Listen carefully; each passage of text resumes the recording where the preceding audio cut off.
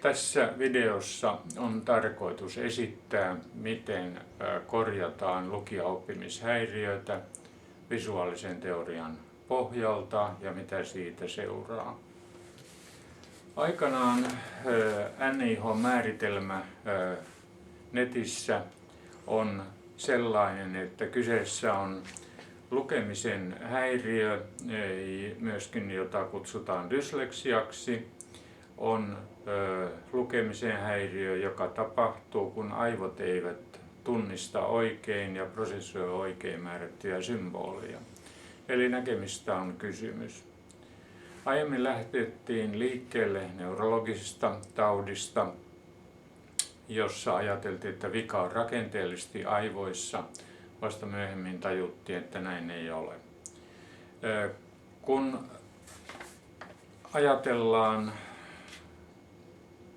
dysleksiaa, niin aiemmin kun tutkittiin, mikä näillä ihmisillä oli poikkeavaa, saatiin erilaisissa mittauksissa erilaisia tuloksia, mutta sitten ruvettiin ajattelemaan, että niillä jokaisella on eri tausta. Kuitenkin tälle unohtui, että näkemistähän on primäärisesti kysymys ja muut seuraavat sitä. Myöhemmin tajuttiin, että jos aivoihin syötetään virheellistä informaatiota, ne ohjelmat, joita aivoissa kehittyy, eivät myöskään kehity optimaalisiksi, vaan niihinkin jää epätarkkuutta, jonka takia saatu tulos ulos on myöskin epätyypillinen ja muuttunut. Eli kyseessä oli se tilanne, joka tunnetaan tabula rasana, eli lapsen aivot eivät ole kovin täynnä vielä mitään valmista informaatiota ja toimivia ohjelmia hänen syntyessään, vaan kaikki täytyy oppia aistien kautta. Jos aistit lähettävät epätarkkaa informaatiota, syntyvät ohjelmat ovat epätarkkoja ja tulos myöskin epätarkka. Eli tämä täytyy siis korjata. Kun kehitin omaan työhöni kuuluvana osiona tasapainotestit asentohuimaukseen, Rahkon VRV-testin, silmät suljettuna noin 10 kertaa herkempi kuin entiset, ja Rahkon testi ja Rahkon manööveriin anterioriseen kaarikäytävään, joita ennen ei ollut, alkoi tulla uusia ilmiöitä vastaan.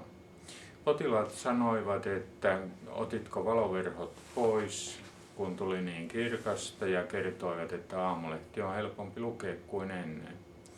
Sen jälkeen oli hyvin lyhyt porras lähteä soveltamaan tätä lukihäiriöisiin lapsiin ja aikuisiin, testataan lukunopeutta ennen ja jälkeen asentohoitojen, ja sehän muuttui. Samalla muuttui myöskin näkeminen, tuli väriä, valoa, tarkkuutta, kolmiulotteista näköä ja nopeutta lisää. Myöhemmin huomasin, että näkökenttä tarkkana myöskin laajeni. Näiden seurauksena lukunopeus kasvoi useassa materiaalissa yli 40% ja virheet jäivät pois, koska nähtiin oikein. Miten tämä siis tapahtui? Kun tasapainoelimet kaarikäytävät niissä spesifisesti ohjaavat silmänliikuttajalihaksia, ja kun nämä lihakset eivät toimi sen seurauksena sitten optimaalisti, näkötarkkuus kärsii ja syntyvät nämä muutokset, joiden seurauksena aivoihin kehittyvät ohjelmat eivät ole optimaalisia. Kun syöttötiedot korjataan, tilanne korjautuu. Aivojen kapasiteettihan on suunnaton ja ne tekevät nämä korjaukset nopeasti. Eli näkeminen muuttuu ja sen seurauksena hahmottaminen muuttuu. Näköaivokuoren naapurina on kuuloaivokuoren osia, ja Oulun yliopistossa 2007 ajamassamme materiaalissa huomasimme, että myöskin pseudosanojen kuuleminen nepsy-testin osiolla mitattuna parani niin, että p-arvo oli pienempi kuin 50/1000. Viski 3 numerosarjoilla työmuisti myöskin parani, P-arvo pienempi kuin 0,02. Normaalimateriaalissa ja hoitamattomassa ei muutoksia ollut.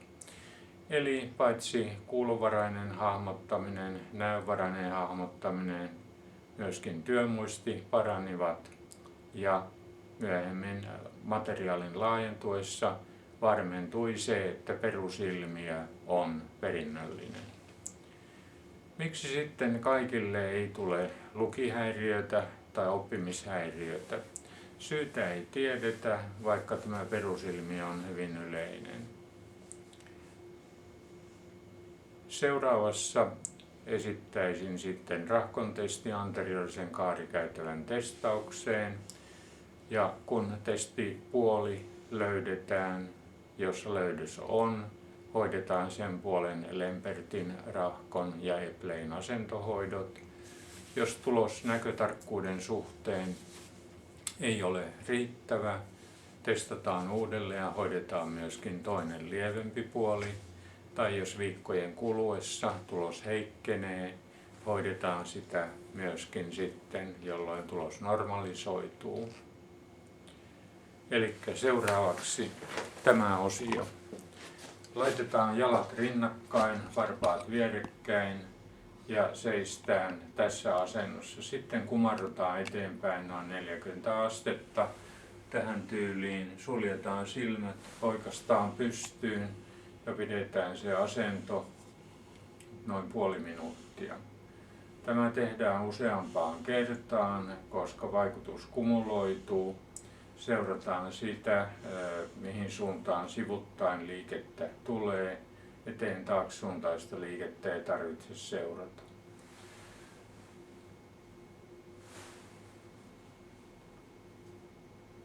Kompensatorisia lihasliikkeitä rupeaa tulemaan koko ajan,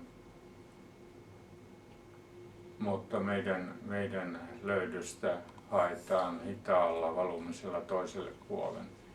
Ei näitä nopeita kompensatorisia liikkeitä, joita alkaa tulla hiljakseen. Kun tämä on tehnyt 4-5 kertaa, saa selville kumpaa puolta aletaan hoitamaan. Ja taas vaikkapa seuraava.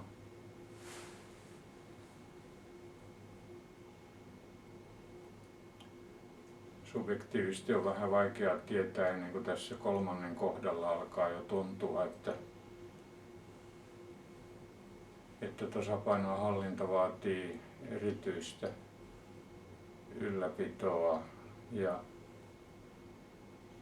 kompensointia, kunnes jossain vaiheessa se ei enää riitä, vaan tämä pilkkiminen toiselle puolelle lisääntyy.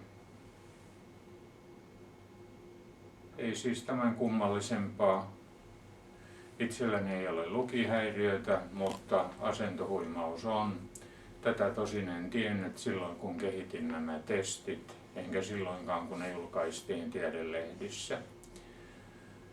Kaikilla ei ole kaikkia näitä seurausilmiöitä ja senpä takia lähdemme liikkeelle siitä, että testausta lukihäiriöiden suhteen tehdään vain silloin, kun on lukemisen ongelma ja kun löytyy se puoli, kummalle se vie, sen hoito aloitetaan.